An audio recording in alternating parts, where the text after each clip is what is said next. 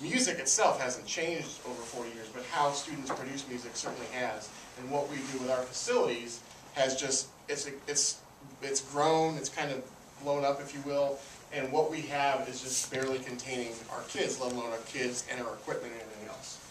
So we took a look at both the band and the choir rooms. The space by itself doesn't really allow for the amount of students to be in there, doing what they need to be doing, receiving the kind of instruction. On the top you can see the choir room. Half of the room is flat, half of the room has risers, and in the back there are trophies and other things that are there because there's nowhere else to put them. So some of the things that are taking up our room are, you know, the trophies and things from the success we've had are kind of encroaching on our ability to have adequate space.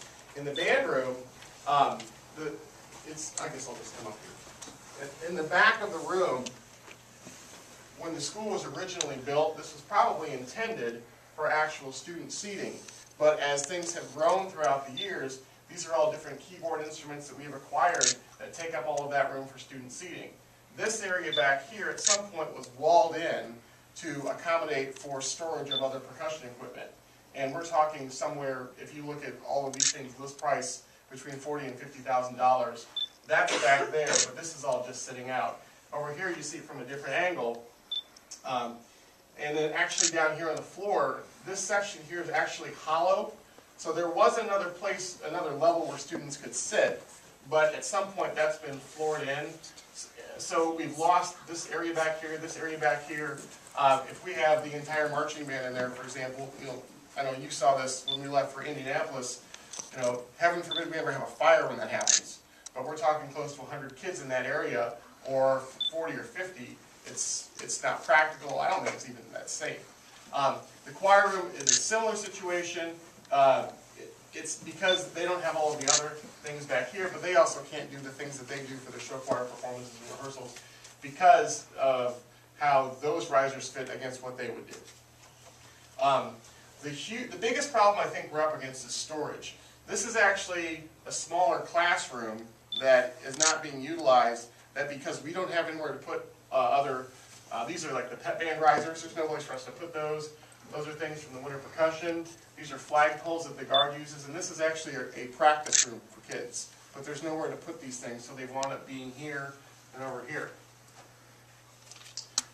More practice rooms that have become storage areas. These are two choral rooms.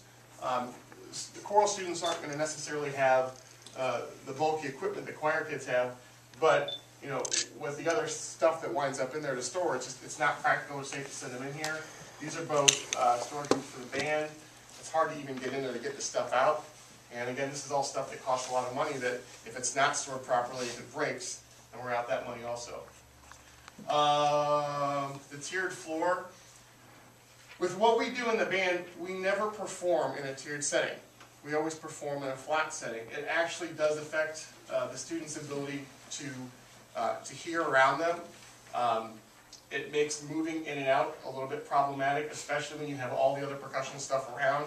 If you have 40 or 50 kids in one class, what you can't see right here is that all this percussion equipment goes down and there's about a 3 or 4 foot space for students to walk in and out of while they carry their instruments. That's not practical.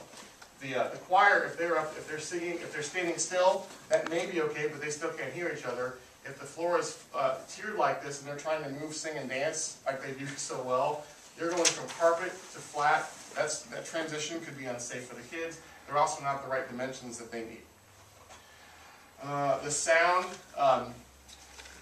as I guess you could say, as the facilities for music ensembles have developed over the last 40 or 50 years, the considerations for acoustic paneling, how we hear things, has improved dramatically, which helps student performance. In a room like this, the sound isn't much different than what's in here. To hear one individual speaking may not be that big of a deal. But if you have 20 brass players and 40 woodwinds and 10 percussion back there, it's white noise more or less. Then we take that out onto the stage and try to perform something. The sound is completely different there. We don't own the sound shell to get the sound up and out. So really, every time we rehearse and then go to another performance venue, it's completely different for the kids. I already talked about the dancing on the carpets. We can probably move on past that. This, I think, was this taken care of today? Yes, it was.